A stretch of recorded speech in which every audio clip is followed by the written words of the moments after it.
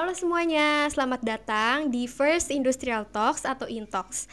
Nah, untuk episode kali ini kita bakal membawa topik nih guys, Fueling the Future Adventure in Oil and Gas Industry. Nah, karena topik ini berhubungan nih dengan dunia oil and gas, jadi kita bakal ngundang narasumber spesial nih. Oke, please give a warm applause to Bang Abi. Yeay. Halo.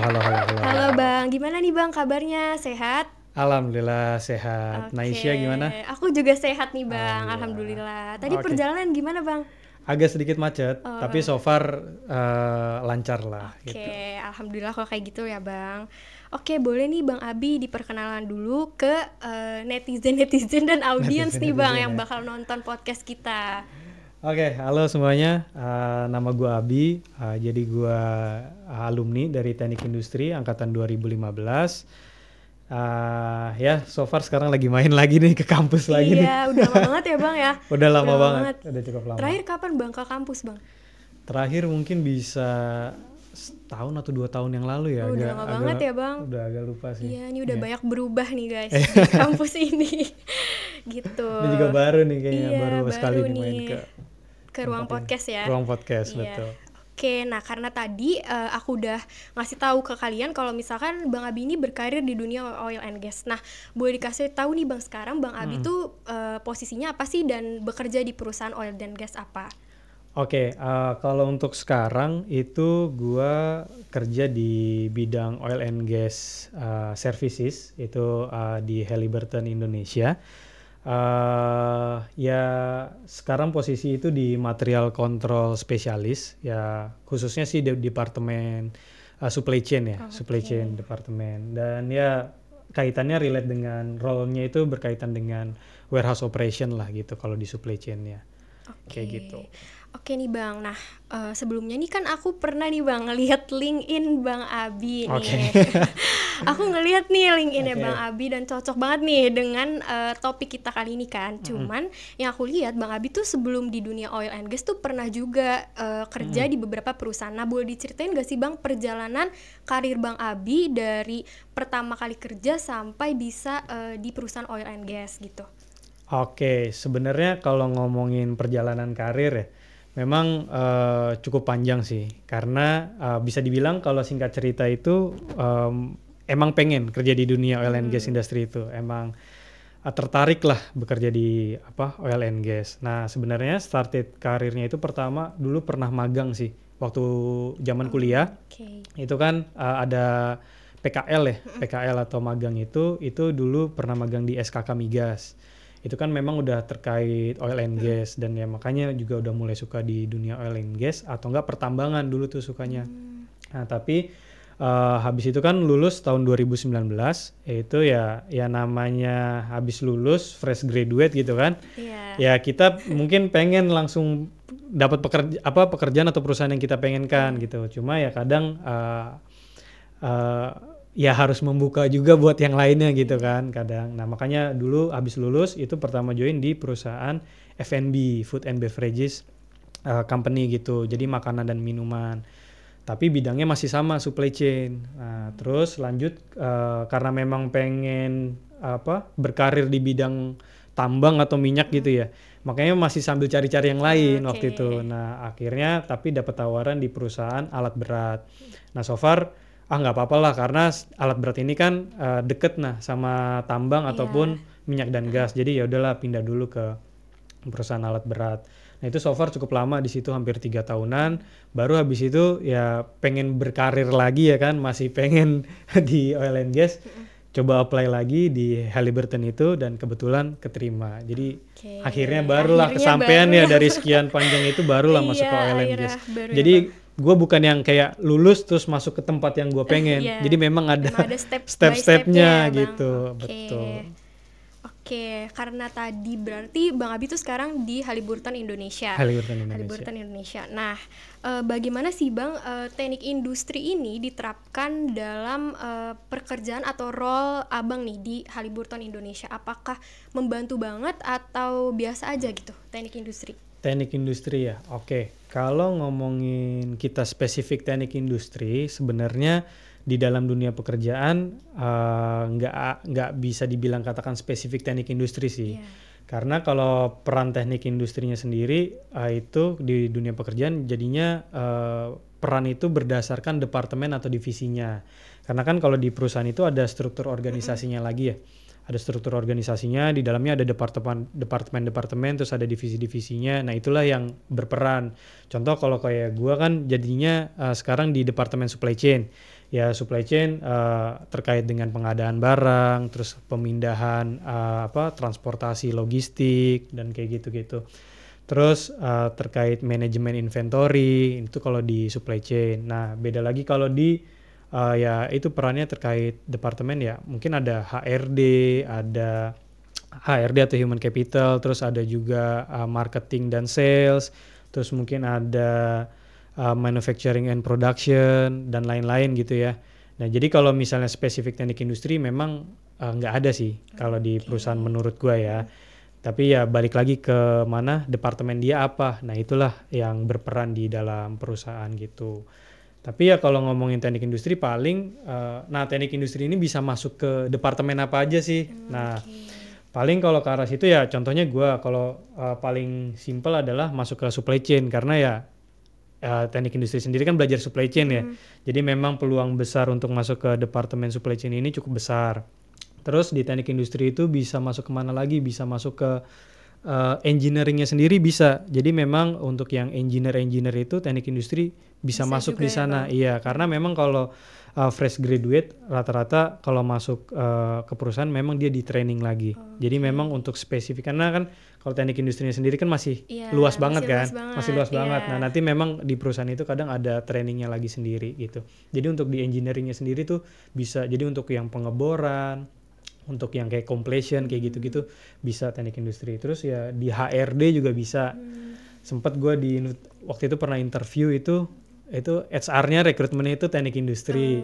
Terus ada juga di sales dan marketing, business development gitu. Jadi memang salah satu kelebihan teknik industri ini cukup luas, masih bisa masuk ke hampir banyak departemen gitu. Kalau di teknik industri. Berarti teknik industri itu luas banget ya, luas Bang, banget, bisa luas banget. masuk ke semua departemen yang ada di hampir perusahaan semuanya gitu. Bisa, betul. Hampir semuanya bisa. Mungkin nextnya kira-kira Bang Abi pernah nggak sih dapat studi kasus nih atau proyek-proyek nih yang pernah Bang Abi kerjain tapi masih relate nih sama teknik industri dan melibatkan si teknik industri entah dari matkul atau dari teknik industrinya sendiri, boleh nggak Bang diceritain? Oke, kalau terkait studi kasus lah ya, atau misalnya ada nggak sih keilmuan teknik industri yang bisa diterapkan gitu ya.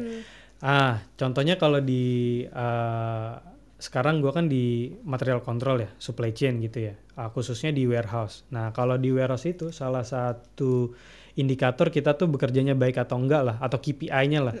Itu salah satunya adalah keakurasian stok. Jadi kayak stoknya kan banyak tuh, material tuh banyak kan, barang-barang itu banyak. Nah itu harus maintain itu tuh kuantitinya tepat, terus jumlahnya tepat, terus kayak barangnya tuh memang tersedia kayak gitu. Nah salah satu KPI-nya itu, jadi keakurasian stoknya itu harus balance gitu. Nah di teknik industri itu dulu ada sebenarnya kayak nggak tahu masuknya kalau nggak salah ke PTLF atau apa gitu ya, perancangan tata letak fasilitas. Jadi kayak mulai menata layout dari warehouse-nya itu sendiri gitu, jadi biar lebih efektif dan efisien dalam penempatan dan pengambilan barang. Terus ada juga dalam memastikan stok itu ada kayak metode ABC atau ABCD gitu ya, kalau nggak salah di industri itu ada gitu. Nah itu belajar juga guys. Belajar juga ya. Nah ya itu diterapkan juga tuh di kantor untuk memastikan stok kita itu balance atau misalnya tepat gitu, akurasi. Jadi kayak jadi kan barang banyak, jadi kita kan harus ngambil, nggak mungkin semuanya benar-benar dihitung. Jadi memang ada periodnya untuk kita sampling barang mana aja yang dihitung ya, mulai dari yang kuantitinya yang paling banyak mungkin atau yang harganya paling mahal kayak gitu. Nah itu tuh di teknik industri dulu ada gitu untuk dipelajarin. Terus apalagi ya, nah ada juga sebenarnya operation research, tapi memang nggak spesifik di minyak doang ya, tapi di tambang juga bisa. Jadi kan kalau di misalnya di tambang lah ya, itu kan ada penggunaan namanya dump truck. Dump truck itu jadi kita bisa untuk mengangkut batu bara dari lokasi mana ke lokasi mana gitu ya, buat ngangkut batu bara. Nah, operation research itu dipakai tuh di situ. Jadi buat mengoptimalkan kayaknya sumber bahan bakarnya.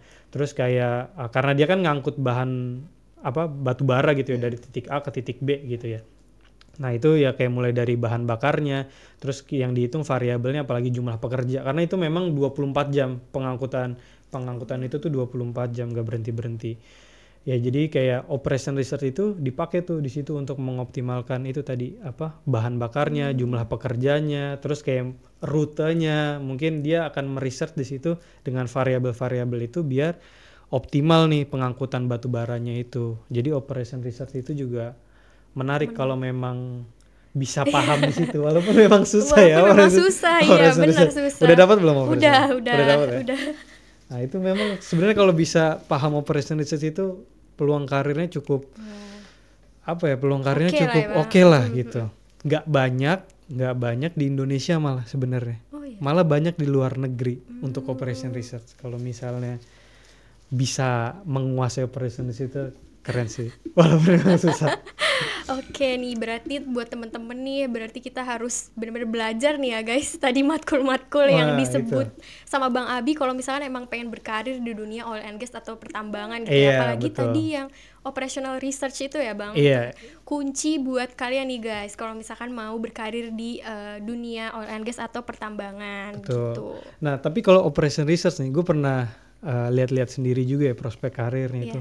Nggak cuma di pertambangan doang. Gitu. Jadi dia ini operation research, makanya keren banget sebenarnya kalau bisa. Dia itu bisa kayak dikerja di Apple. Jadi kan orang kan biasanya kalau misalnya bayangan kerja di mana ya, misalnya di Pertamina lah, Pertamina. di SKK Migas, PNS, tambang dan lain-lain. Iya bagus juga sih, bagus juga. Cuma kalau misalnya bisa operation research itu peluang karirnya waktu itu gue lihat ada di Apple. Jadi in case lu mau kerja di perusahaan teknologi gitu ya? Itu bisa juga di SpaceX. Oh my god. Jadi emang keren banget guys. Operation research itu kalau gua research juga lah ibaratnya. Kalau di Indonesia malah kurang, tapi di luar tuh malah banyak dibutuhin ya Bang. Jadi gue endorse operation research selain supply chain ya.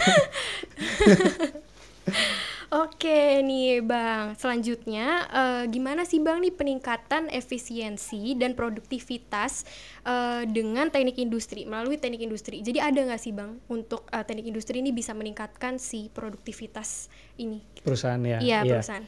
Ya mungkin secara perusahaan memang ada yang dikhususkan gitu ya. Dia punya industrial engineering division khusus tuh ada sebenarnya kayak perusahaan. Tapi rata-rata tuh di bidang manufaktur. Di bidang manufaktur karena ya teknik industri banyak berperan di sana untuk ya kayak soalnya banyak terkait PPIC, terkait penataan mesin pabrik gitu, penjadwalan mesin pabrik itu banyaknya tuh di manufacturing sebenarnya kalau misalnya untuk teknik industri ya kalau gue lihat. Nah tapi kalau di oil and gas sebenarnya ya nggak terlalu spesifik, cuma ya kayak tadi misalnya yang kayak operation research bisa dipakai untuk penggunaan bahan bakarnya, tenaga kerjanya itu bisa digunakan. Terus ya kayak ya sebenarnya tadi yang kayak perancangan tata letak pabrik itu ya kalau di departemen gua warehouse ya kepake karena ya memang buat menata lokasi yang tepat gitu terkait materialnya. Jadi memang nggak spesifik dihitung langsung jadi output kita berhasil mengefisiensikan sekian sih enggak gitu, tapi lebih ke konsep atau mindsetnya bisa kita langsung aplikasikan gitu sih. Jadi nggak bener-bener terlalu spesifik dihitung gitu sih enggak gitu. Jadi dari konsep dan mindset ini. Konsep dan mindsetnya ya, benar. Termasuk ergonomi pun kadang kepake gitu karena kan terkait kalau di perusahaan gue itu agak sedikit ada manual handlingnya ya. Jadi cara kita dan itu kita ngangkat barang itu mulai yang dari kecil-kecil, screw yang kayak cuma 100 gram kecil-kecil sampai yang barangnya itu 9 meter 10 meter itu yang kita angkat. Ya jadi ada yang beberapa itu kita angkat ya terkait ergonomi juga kan. Jadi kita punya mindset ini ngangkatnya bener nggak, posisi tubuh kita bener atau enggak. Itu juga terkait ke mindset kayak gitu sih, lebih ke arah kayak gitu. Oke, berarti konsep dan mindset teknik industri ya teman-teman. Iya betul. Gitu. Oke, nextnya kira-kira tantangan terbesar apa yang dihadapi pas Bang Abi berkarir nih Bang? tantangan terbesar ya. Iya. Karena kan pengalaman Bang Abi banyak banget nih kan. Oke, Jadi oke. bisa nih Bang diceritain nih. Kalau ada pengalaman cerita kocak juga boleh nih Bang. Oke. Diceritain. Oke, kalau misalnya terkait tantangan mungkin ya ya sedikit kayak waktu pertama kali join di oil and gas ya. Itu kan ya namanya udah kita kerja mungkin udah di tempat yang lama, udah kebiasa dengan lingkungan yang lama gitu kan. Cara kerja yang lama, menghadapi masalah-masalah yang tempat lama. Nah, saat misalnya kita memutuskan untuk pindah tuh yang pertama itu memang kita harus bisa beradaptasi. Iya, Nah, harus beradaptasi pertama itu sama lingkungannya sebenarnya. Lingkungan kerjanya. Nah, di oil and gas itu memang kalau bisa dibilang oil and gas itu industri yang cukup tua gitu kan, dari udah cukup lama gitu. Jadi memang orang-orangnya itu ya udah lintas generasi. Iya. Malah kebanyakan saat gua masuk ke oil and gas itu orang-orangnya udah senior-senior Oh, banget udah lah. sepuh-sepuh Udah senior-senior ya, Bang. banget, iya. Dan ada juga sih memang yang masih baru-baru, Iya. ada juga yang benar-benar fresh grade. Maksudnya dia baru lulus, sementara Iya. mungkin gue yang kayak middle udah beberapa tahun di dunia kerja gitu kan. Nah, jadi pertama waktu itu pas gue baru mau pindah ke oil and gas itu ya satu adaptasi lingkungannya. Jadi kebetulan gue masuk itu cukup banyak nih kasus-kasus atau isu lah ibaratnya di perusahaan gue, karena kan gue terkait warehouse waktu itu banyak cukup stok yang ada di warehouse gue itu cukup tidak akurat gitu. Jadi yang gue dikasih challenge lah dari bos gue itu untuk gimana sih caranya stok kita ini bisa akurat lagi gitu, lebih balance. Jadi balance itu adalah barangnya itu ada berapa, di sistem juga ada berapa, karena banyak yang mismatch gitu, banyak dari proses yang flow. Karena apa ya? Karena itu flow prosesnya nggak tepat gitu. Jadi banyak yang prosesnya nggak tepat, jadi keakuratan stoknya nggak bagus. Nah, itu gue dikasih challenge lah untuk memperbaiki itu. Nah jadi challenge pertamanya itu, nah gimana caranya itu tadi beradaptasi sama lingkungan sosialnya. Nah, jadi ya memang gue banyak dapet cara-cara untuk berkomunikasi itu malah sebenarnya dari kampus, tapi bukan dari yang relate pelajaran kampus ya, pelajaran kampus, tapi memang dulu cara berkomunikasi, cara bersosial, karena itu penting, karena itu kan lintas generasi ya. Iya, betul. Kadang bos kita maunya gini di lapangan susah tuh kayak gini, karena mungkin kita harus mengarahkan orang yang lebih tua dari kita. Iya. Jadi kadang nggak enak juga, ada rasa nggak enak, terus dia lebih senior dari kita kan masih baru di situ. Nah, itu kadang cara-cara kayak gitu malah gue dapetin di kampus itu di luar pelajaran-pelajaran kampus itu ya, waktu itu di organisasi, di ya sedikit banyaknya lah gue dapet dari situ. Jadi cara berkomunikasi itu penting untuk beradaptasi. Nah, sisanya kalau teknik-teknik sih lebih kayak manajemen proyek itu juga penting menurut gue. Manajemen proyek di teknik industri kan kita belajar tuh ya. Iya. Tapi mungkin nggak spesifik manajemen proyek teknisnya ya. Iya, betul. Betul, balik lagi ke mindset manajemen proyeknya ini nih.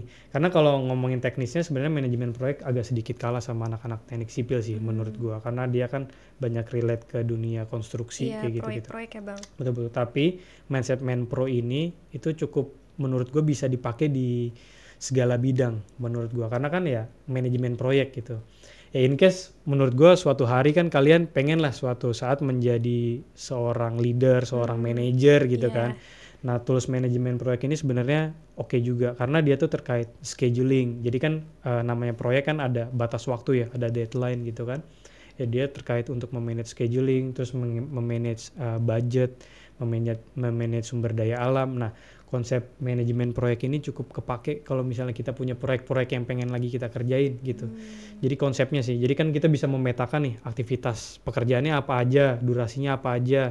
Terus ya kita bisa nggak mengefisienkan itu, misalnya, oh ini aktivitas ini nggak perlu nih. Atau misalnya daripada ngerjain ini dulu, mending ngerjain ini dulu karena lebih cepat gitu-gitu. Nah itu balik lagi ke konsep manajemen proyek menurut gua cukup oke. Kalau misalnya bisa paham, itu bisa dipakai di mana aja gitu. Gitu. Jadi ada dua itulah. Kalau misalnya untuk tantangannya itu beradaptasi sama teknik untuk memanage. Nah itu bisa dipakai di teknik industri dulu. Berarti di note ya teman-teman, konsep manajemen proyek nih harus dikuatin Cukup oke itu. Cukup oke lah ya.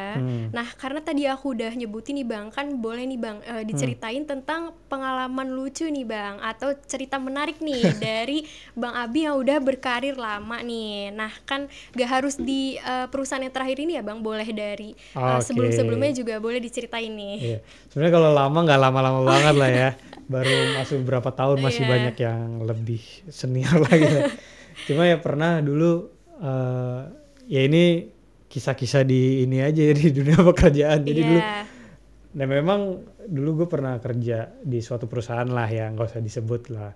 Nah bosnya itu memang terkenal galak gitu kan, terkenal galak dan memang semua orang udah ini banget lah, ya entah takut entah segan sama dia, pokoknya terkenal galak banget lah.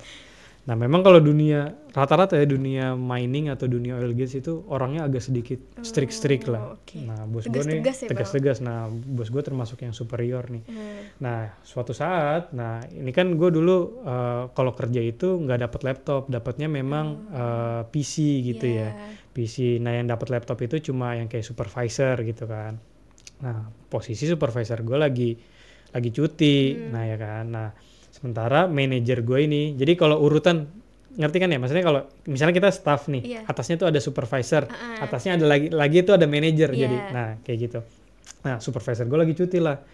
Nah manajer gue ini kan memang dia rutin ngumpulin inilah tim-timnya itu untuk laporan gitu, progresnya gimana dan lain-lain gitu. Nah posisi lagi cuti, kita disuruh kumpul.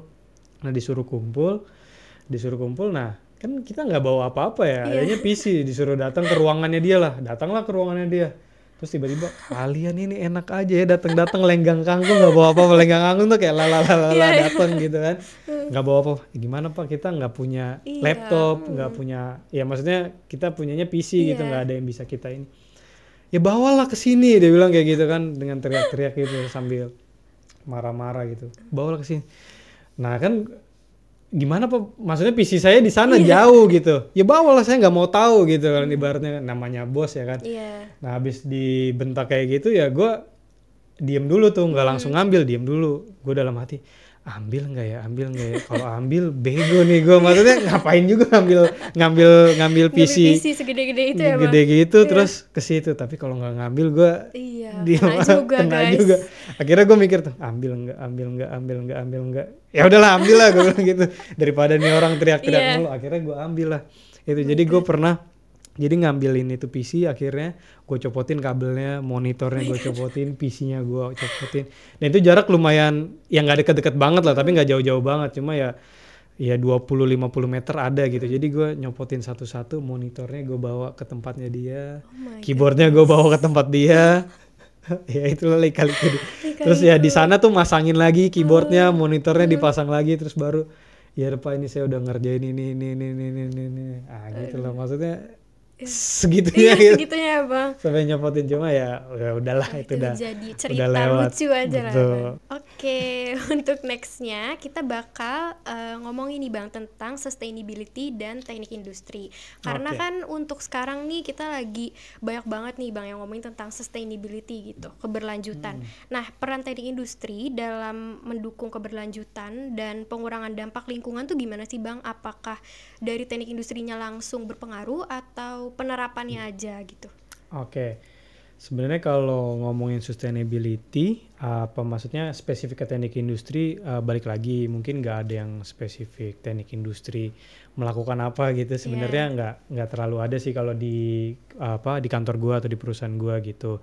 Cuma memang kalau untuk zaman sekarang dan ya termasuk perusahaan gue itu udah mulai aware lah sama yang namanya sustainability ataupun dampak terhadap lingkungan. Jadi memang di perusahaan di penggunaan teknologi yang digunakan itu memang udah mengarah ke arah sana. Jadi kan ya memang perusahaan gue itu kan perusahaan oil and gas services ya. Jadi perusahaan jasa sebenarnya, perusahaan jasa dalam bidang minyak dan gas. Nah mengerjakan proyek-proyek atau job-job yang ada di oil and gas gitu kan tugasnya. Tapi kan kita juga ada produk ataupun teknologi yang digunakan yang memang punya dari perusahaan gue sendiri. Nah kayak gitu. Nah dalam R&D-nya, dalam penggunaannya itu memang udah aware ke arah sana tuh. Jadi kayak misalnya penggunaan teknologi untuk pengeboran yang dimana kita memaksimalkan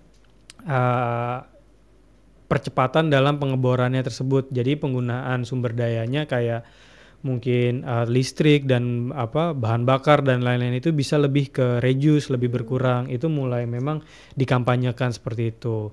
Tapi memang balik lagi nggak teknik industrinya sih, memang ke R&D-nya aja teknologinya seperti itu. Cuma balik lagi kalau sampai kayak di gua office sehari-hari lah ya, pekerjaan sehari-hari itu ya memang kita juga sudah mulai mengkampanyekan di perusahaan itu. Contohnya yang paling sederhana ya tadi penggunaan listrik di perusahaan itu udah mulai dibatasin. Jadi kayak nyala jam sekian dan mati harus jam sekian kayak gitu. Terus saat istirahat ya memang lampu dimatikan seperti itu. Itu udah mulai dikampanyekan dan dilakukan.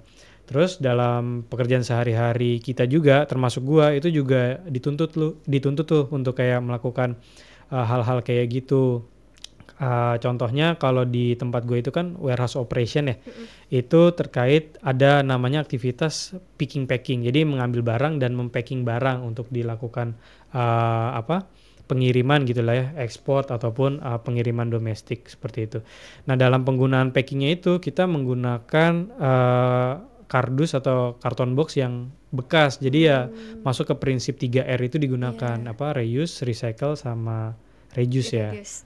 Jadi menggunakan lagi barang-barang yang bisa digunakan kembali itu memang udah diimplementasikan kayak gitu. Terus ya penggunaan kertas, print out kertas, paper kayak gitu udah mulai kayak dikurangin. Kita banyak yang beralih ke digital lah, kayak misalnya penggunaan kayak ada namanya stock card kalau di tempat itu kita udah mulai digital kayak gitu, pakai Excel yang tadinya manual pakai kertas. Terus sebisa mungkin bolak-balik menggunakan kertas kayak gitu udah mulai diimplementasikan. Jadi memang hal-hal kecil, tapi memang nggak terkait sama teknik industrinya sih ya.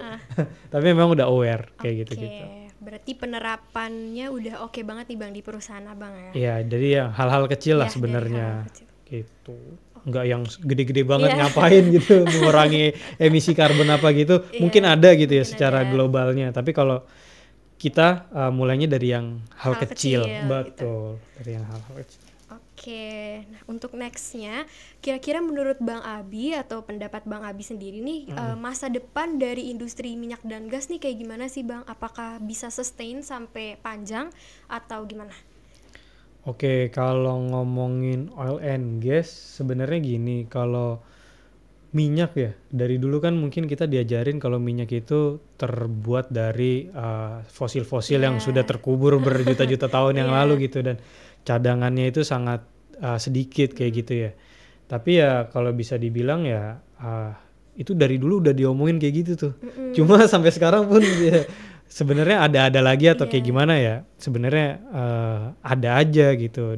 Dan industri minyak itu ya kalau bisa dibilang memang nggak selamanya naik, nggak selamanya turun. Jadi memang fluktuatif. Sebenarnya sama sih kayak industri-industri lain gitu ya. Fluktuatif lah, ada kalanya dia memang harganya tinggi gitu kan. Ya termasuk kayak kemarin ada perang-perang yang kayak di Ukraina kayak gitu-gitu. Jadinya harga minyak ya jadi tinggi gitu. Ya kalau terkait harga minyak ya itu udah tingkat atas lah ya ngomongin. Gue juga nggak terlalu ini. Cuma memang balik lagi kalau ngomongin minyak, naik turun, dan sampai sekarang pun ya masih kepake aja gitu, walaupun mungkin sekarang udah mulai orang kampanye nih beralih ke EV, electrical vehicle kayak gitu, ke listrik dan lain-lain. Cuma ya balik lagi kalau ngomongin EV kan pernah ada yang bilang juga memang motornya listrik tapi pabriknya manufakturnya pakai listrik, dan listriknya itu tetap dari, mostly kebanyakan dari batu bara, dari minyak dan lain-lain ya. Memang kalau bisa dibilang Indonesia sendiri pun 60% kalau nggak salah ya, itu 60% suplai listriknya pun masih dari tenaga fosil gitu, batu bara, minyak dan lain-lain. Jadi ya memang kalau menurut gua ya let's say kalau gue pribadi ya berkarir di dunia minyak lah, anggaplah ya bukan apa-apa, maksudnya selama gua hidup kan paling manusia hidup berapa lama lah, gue ibaratnya hidup berapa lama gitu. Maksudnya kalau untuk berkarir, untuk mendapatkan penghasilan di dunia minyak, ya menurutku masih bisa-bisa aja lah untuk berapa puluh tahun ke depan gitu menurut gua ya. Nah cuma ya tadi mulai memang ada peralihan ke listrik dan lain-lain, jadi ya balik lagi namanya industri semuanya sama aja naik turun. Ada kalanya industri minyak pun turun banget. Jadi kayak contoh di tahun 98 kayak 2008 kayak gitu-gitu di perusahaan gue pun ada yang namanya layoff karyawan kayak gitu pun ada, dan itu terjadi juga karena memang harga minyak lagi hancur dan lain-lain. Itu ada juga. Tapi ya balik lagi naik turun fluktuatif naik. Gue nggak bisa bilang akan naik terus harga minyak terus akan turun terus gitu, enggak. Ya so far kalau untuk sampai hari ini itu oke, dan prediksi gue juga mungkin dalam waktu let's say 10 atau berapa puluh tahun lagi mungkin masih oke. Tapi ya balik lagi nih ke gue pribadi pun kadang agak sedikit mempersiapkan preventif dari gue itu. Jadi kayak sekarang kan gue misalnya S1 nih, ada bayangan juga kalau mau ngambil S2 itu yang terkait sustainability itu tadi juga gitu. Jadi secara kita juga mempersiapkan skill ataupun knowledge ya untuk menghadapi hal-hal kayak gitu. Jadi ya gue kayak punya plan juga kalau misalnya ya ada kesempatan S2 atau apa yang berkaitan juga tuh dengan renewable energy, sustainable energy, karena kita pengennya kan berkembang terus gitu paling mempersiapkan di situ sih Nay. Oke, thank you Bang atas pendapatnya. Nah untuk nextnya ini dari mahasiswa biasanya kan banyak banget nih Bang yang pengen berkarir di perusahaan minyak dan gas gitu, karena kebetulan aku sendiri tuh juga pengen gitu, maksudnya tertarik gitu untuk berkarir di dunia oil and gas gitu. Karena dari keluarga pun juga ada yang berkarir ke sana, jadi kayak pengen aja gitu tertarik. Nah, ada nggak sih Bang tips-tips nih buat kita mahasiswa nih yang masih belajar dan yang masih ikut magang untuk gimana sih kalau misalkan pengen berkarir di dunia oil and gas tuh persiapannya apa aja sih? Apakah dari program pengembangan karir atau dari skill kita yang harus diasah? Gimana Bang?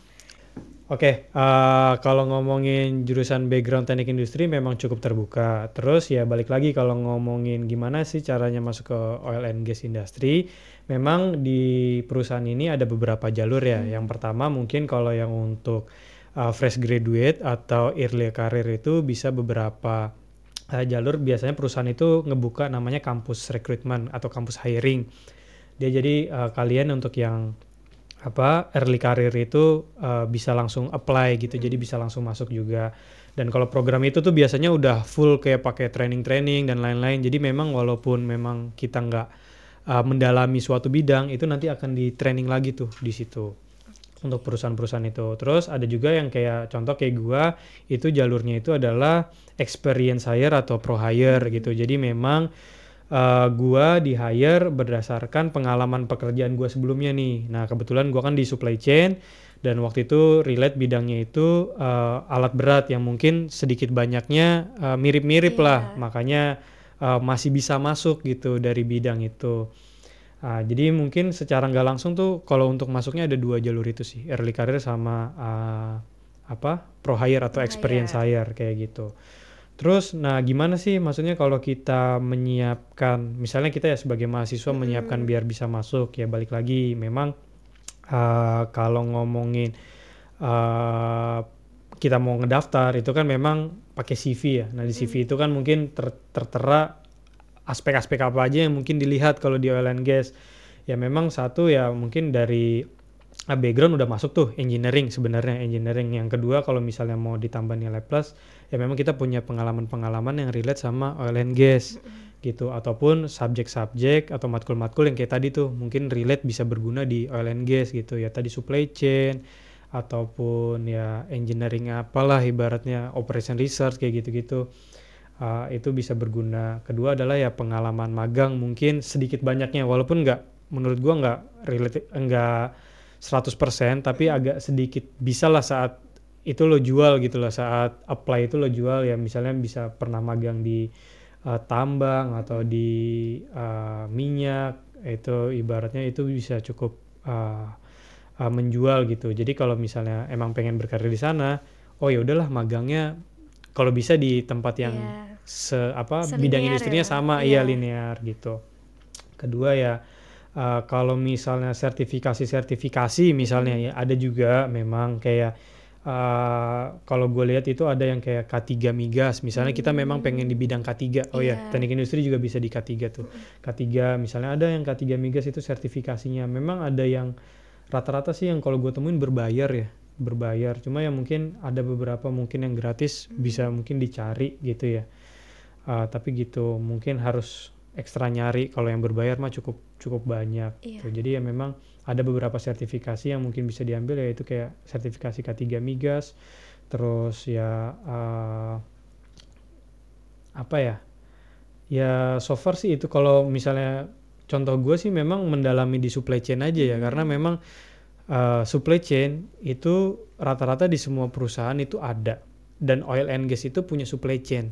Jadi memang waktu itu kalau gue strateginya adalah masuk perusahaan pertama nggak apa-apa nih di beda perusahaan, maksudnya beda bidang bukan oil and gas, tapi masih ada supply chain.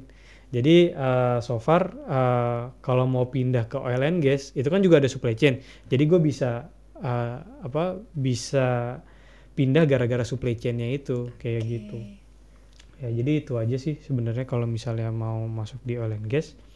Ya kalau gue summarin intinya satu kalau bisa magang di tempat yang berkaitan selinear, terus kedua ya matkul-matkul yang ibaratnya penting tadi lah misalnya kayak supply chain itu pasti ada di oil and gas. Terus kayak sebenarnya kayak yang lain kayak forecasting gitu ya sebenarnya dipakai juga di oil and gas walaupun memang beda ya forecastingnya tapi konsep forecastingnya itu bisa berguna juga di oil and gas ya kayak gitu manajemen proyek yang tadi operation research terus ya itu berguna ya sedikit-sedikitnya kayak ergonomi ya sedikit sih sebenarnya tapi ya untuk mindset oke lah gitu di oil and gas gitu. Oke, itu dia tips dari Bang Abi buat mahasiswa-mahasiswa nih yang mau berkarir di dunia oil and gas gitu ya Bang. Nah, nambahin dikit. Boleh. Kalau gue pribadi karena memang dari awal udah tertarik di oil and gas, nah itu tuh gue udah ngelis sebenarnya pas saat mau lulus gitu ya, udah ngelis perusahaan oil and gas nih apa aja sih sebenarnya. Jadi gue udah ngelis, jadi saat nanti lulus itu gue udah pantau tuh entah di LinkedIn, entah di website karirnya. Jadi gue pantau memang dia open recruitment atau enggak. Kadang informasi itu juga penting sih. Jadi kita tahu dulu bukan sekedar kayak kita pengen di perusahaan oil and gas gitu, tapi harus udah lebih spesifik tuh perusahaan apa gitu. Misalnya Pertamina kah? Ya kalau Pertamina gitu misalnya kayak ya tadi perusahaan luar ada Halliburton, ada Schlumberger misalnya, ada yang lain-lain gitu. Itu di list. Jadi karena kan dia kalau buka lowongan tuh nggak tentu betul. Jadi follow apanya di LinkedIn gitu, media sosial medianya, iya, website karirnya itu juga penting kalau memang bener niat di oil and gas gitu.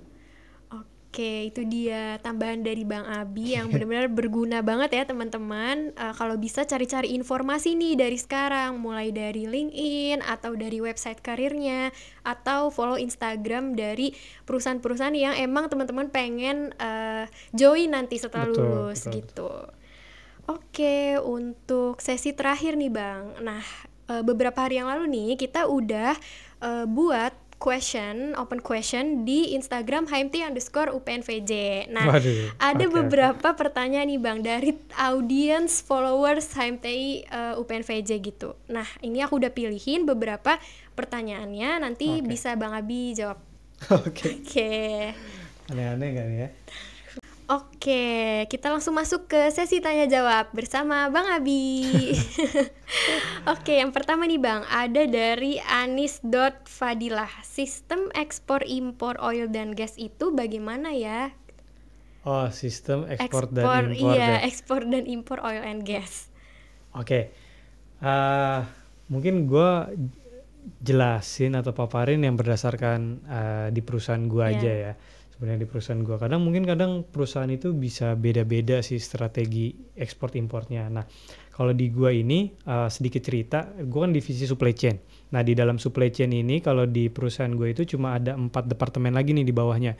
Ada procurement, itu terkait pengadaan barang. Terus ada inventory planner, itu tentang bagaimana memanage sebuah inventory perusahaan. Terus ada logistik sendiri, terus ada warehouse. Nah, posisi gue di warehouse.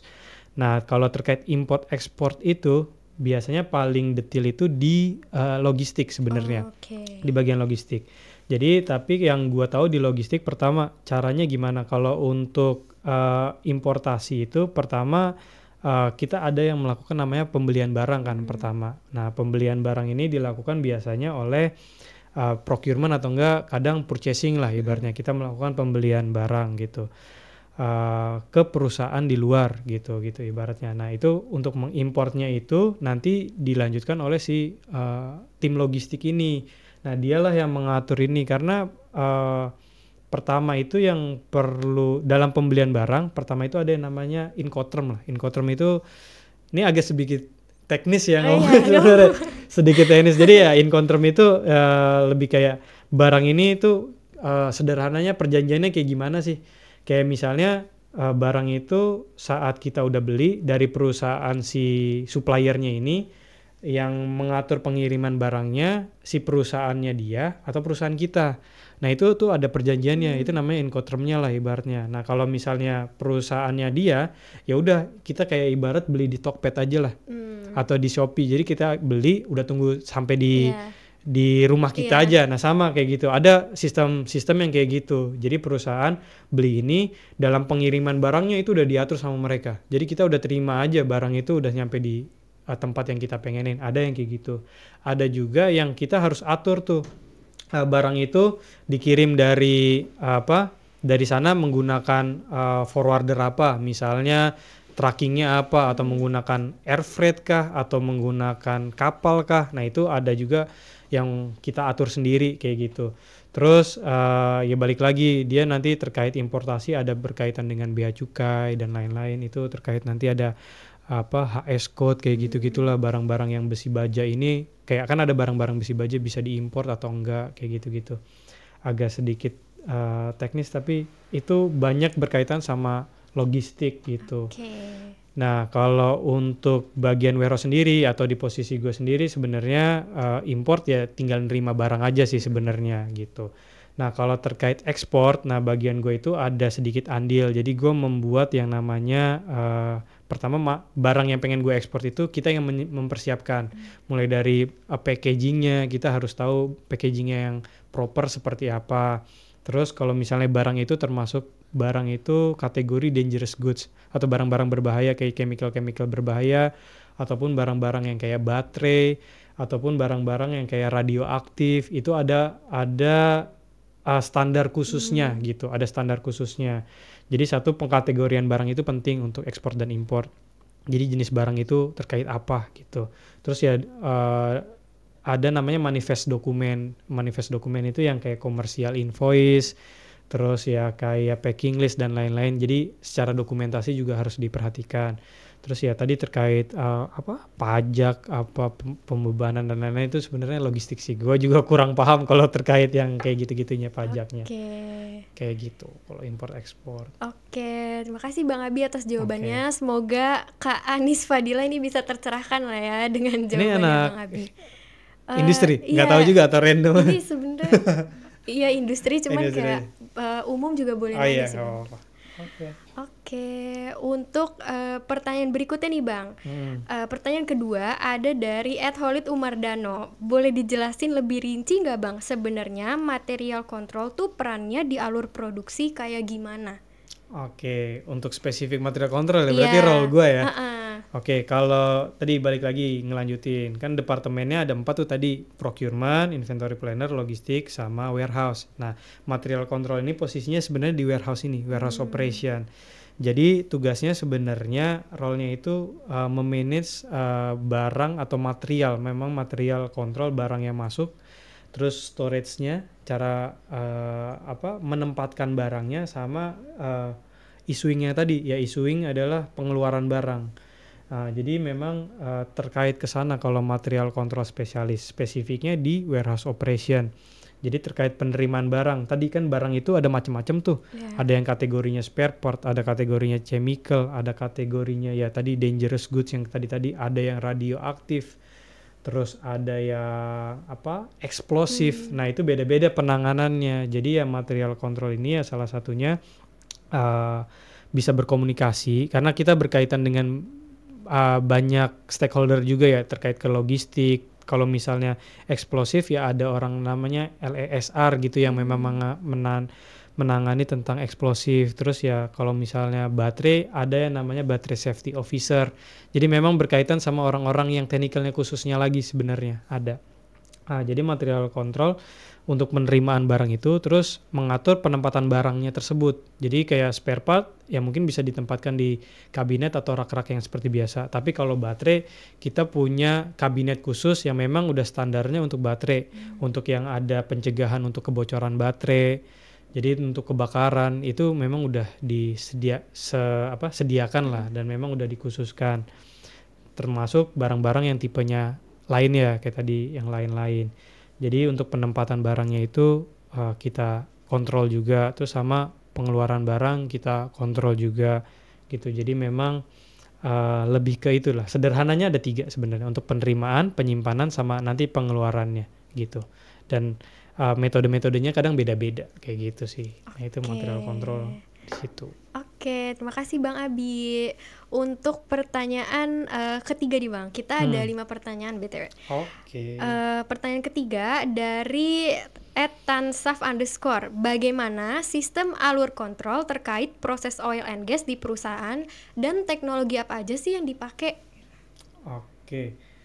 Alur kontrol di oil and gas. Ini sebenarnya pertanyaannya luas banget sih ya. Luas banget. Cuma kalau gue spesifik di pekerjaan gue mungkin ya, karena kan gue juga nggak tahu semuanya lah gitu. Spesifik di apa yang gue kerjain. Nah kalau misalnya alur kontrol ataupun teknologi yang digunakan, nah gue kan di supply chain department gitu di oil and gas supply chain department. Nah alur kontrolnya pertama contoh misalnya kalau di kita itu ada yang namanya audit. Jadi pekerjaan kita ini selalu diaudit atau diawasi lah gitu ibaratnya. Nah contoh ya procurement dalam pengadaan barang ya dia sudah benar belum prosesnya gitu. Terus ada nggak kayak misalnya potensi-potensi kayak suap dan lain-lain itu benar-benar diawasin lah ibaratnya. Jadi memang secara dokumentasinya harus proper gitu.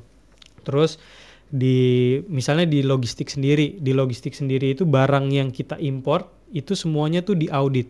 Diauditnya dalam bentuk kuantitinya benar nggak? Terus barang yang kita import, misalnya kita import barang A, yang datang itu beneran A atau enggak gitu, dokumentasinya cocok atau enggak, terus harganya itu emang sesuai atau enggak gitu. Itu diimport detail satu persatu. Misalnya ada 1 juta barang ya 1 juta barang itu dicek satu-satu. Itu tim logistik tuh kayak gitu. Memang cukup banyak tuh di logistik. Terus kalau yang kayak di tempat gua di warehouse itu tadi balik lagi terkait keakurasian stok. Ya barang itu beneran diaudit, barang itu ada nggak di warehouse kita gitu dan kuantitinya sesuai atau enggak. Barang B ada nggak di warehouse kita dan sesuai atau enggak. Nah itu benar-benar ada yang namanya sistem audit yang mengaudit berdasarkan ya tadi KPI di setiap departemennya. Jadi ada audit yang dilakukan mulai dari quarterly ada, tahunan ada, 2 tahunan ada. Jadi memang ada audit yang dilakukan. Auditnya pun dilakukan bisa secara internal ataupun eksternal. Kalau internal ya dari perusahaan tersebut gitu ibaratnya. Kalau eksternal pun juga ada gitu dari perusahaan lain yang memang mengetes kita lah ibaratnya, mengecek kita tuh kerjanya udah sesuai atau enggak. Jadi ada alur kontrol dari sistem audit ini sendiri. Terus ya yang kedua ya dari manajemen sendiri pun ada gitu ya, dari atasan-atasan mengecek ya mulai dari daily ataupun dari ya pekerjaan kita tuh dicek. Kalau di gua itu seminggu 2 kali tuh ada kita kayak meeting harus report lah ibaratnya pekerjaan kita udah baik atau benar gitu. Jadi benar-benar dikontrol. Ada laporan bulanan juga gitu. Terus ya apalagi ya dalam pengontrolannya mungkin secara sederhana itu sih yang dilakukan audit sama pengontrolan internal tadi. Nah paling lanjut ke teknologi ya Naya. Iya teknologi. Kalau teknologi, kalau untuk supply chain sendiri, pertama kita tuh menggunakan yang namanya ERP. Sebenarnya kan ERP industri belajar juga sih sebenarnya ERP ya. Enterprise Resources Planning System gitulah, software ERP yang membantu pekerjaan kita sehari-hari gitu. Nah kalau di gua pakainya itu namanya SAP lah, SAP. Jadi ya mulai dari pembuatan tadi ya dokumen untuk pembelian namanya purchase order PO itu menggunakan SAP itu, ERP itu. Terus jadi kayak barang masuk tercatatnya di SAP itu tersebut gitu. Terus kayak misalnya barang keluar juga lewat SAP tersebut. Jadi software ERP ini cukup berguna di supply chain, khususnya di oil and gas itu dipakai. Gitu. Jadi kalau misalnya kita pernah punya pengalaman magang ataupun pengalaman mungkin ada sertifikasi ya mungkin terkait ERP untuk mahasiswa itu boleh diambil sih itu. Maksudnya itu pengalaman yang cukup bisa dijual nanti. Kalau misalnya kita interview ataupun misalnya kita udah apply di perusahaan, ERP itu cukup sangat berguna gitu. Bisa kita jual lah. Oh, saya punya pengalaman menggunakan ERP A, ERP B karena ERP banyak gitu. Jadi kita itu cukup digunakan lah di perusahaan kayak gitu. Oke. Termasuk kayak Excel gitu pun Excel kepake juga. Excel basic Microsoft Office tuh kepake juga. Oke, itu untuk jawaban dari pertanyaan dari @tansaf_. Semoga bisa menjawab. Oke, karena tadi 3 pertanyaan itu kan udah teknik banget ya Bang, kayak terteknik banget. Nah sekarang 2 pertanyaan terakhir ini lebih ke pertanyaan fun nih Bang. Yang pertama dari @ihsanhidayat G, kalau boleh tahu lebih banyak suka atau duka kerja di oil and gas industry? Suka dan duka ya? Iya. Sebenarnya kalau ngomongin oil and gasnya, ini preferensi masing-masing ya. Kalau so far gue pribadi ya karena memang suka di oil and gas, tertarik di oil and gas dan sekarang alhamdulillahnya bisa bekerja di oil and gas, jadi cukup menikmati. Tapi memang balik lagi ya di dunia oil and gas yang mungkin tadi fluktuatif ya, industrinya fluktuatif. Kadang mungkin bisa lagi bagus ya, kadang mungkin bisa sampai perusahaan itu drop dan bisa sampai layoff karyawan. Ya itu memang salah satu tantangannya ya. Terus yang kedua adalah ya oil and gas itu memang dibilang industri yang cukup tua dan memang gimana ya? Ya banyak industri cukup tua dan udah lama gitu ya. Jadi ya kesannya memang orang-orangnya itu memang udah cukup strict, keras gitulah kalau orang-orang lapangan itu ya memang itu ada challenge tersendirinya. Terus kedua adalah karena oil and gas itu ya orang kan produksi oil and gas tuh bisa dibilang nggak ada putusnya ya. Hari libur pun masuk gitu. Makanya dari jam kerja pun di dunia oil and gas ini cukup work life balance-nya memang agak kurang sih. Memang kalau misalnya dibilang ininya ya, minusnya ya. Minusnya. Jadi kayak mungkin Sabtu itu kita memang mungkin orang kerja Senin sampai Jumat gitu ya, udah Sabtu Minggu libur. Nah, ini kita Sabtu Minggu kadang bisa digangguin lah gitu ibaratnya. Bahkan hari-hari libur gitu, libur besar kadang ada yang diminta karena memang urgent dan lain-lain. Memang itulah suka dukanya, maksudnya dukanya kalau di oil and gas work life balance agak kurang ya kalau di oil and gas sebenarnya. Tapi balik lagi memang ada senangnya juga ya, selain menurut gua ya tadi oil and gas cukup menjanjikan kayak gitu secara income, itu cukup prospek karirnya cukup oke lah ya. Memang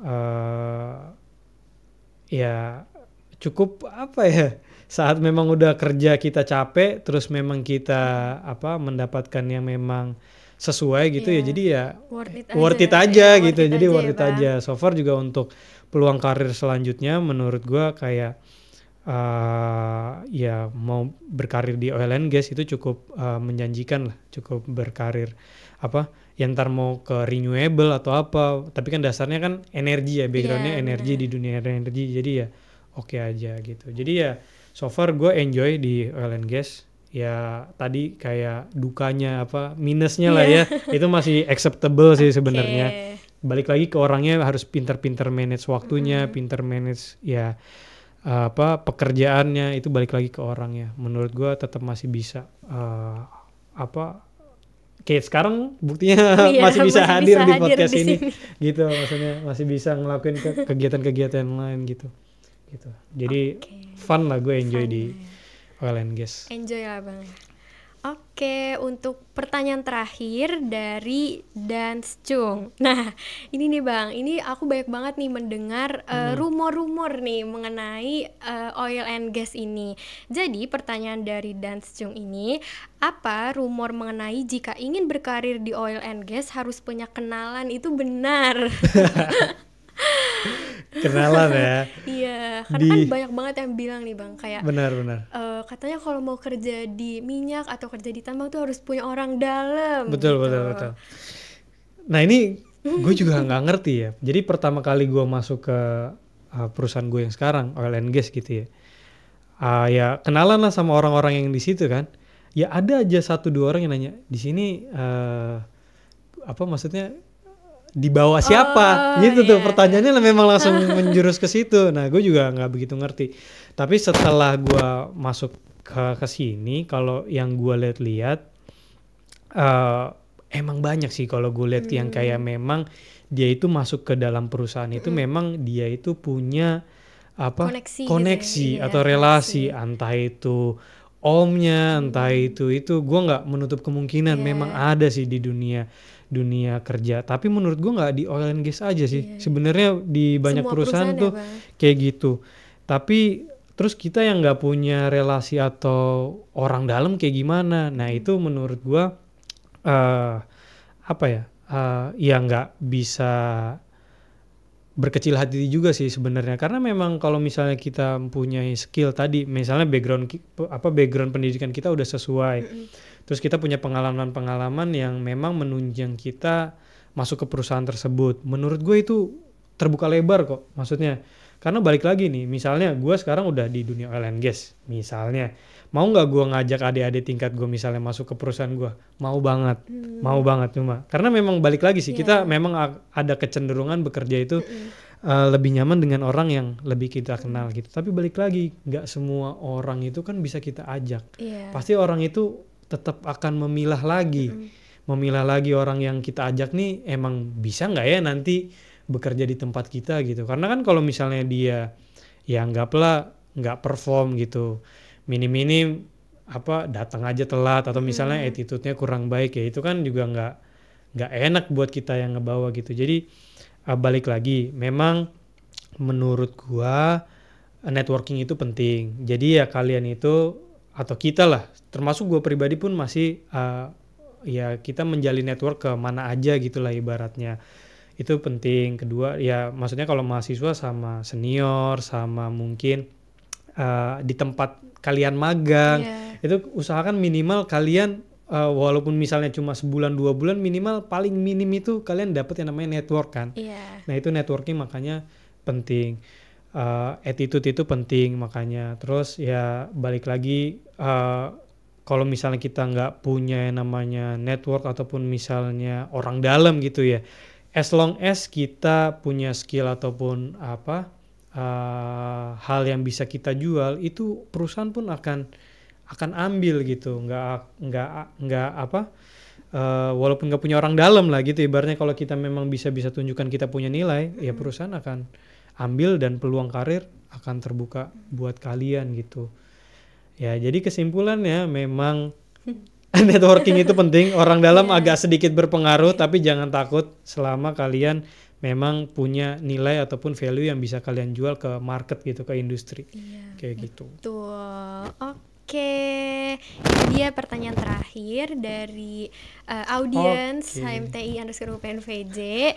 Nah, kayaknya berarti sampai di sini podcast episode pertama. Ini benar-benar episode pertama. Ini episode pertama ya? Iya, ini episode pertama. Jadi ini sangat spesial dan perdana.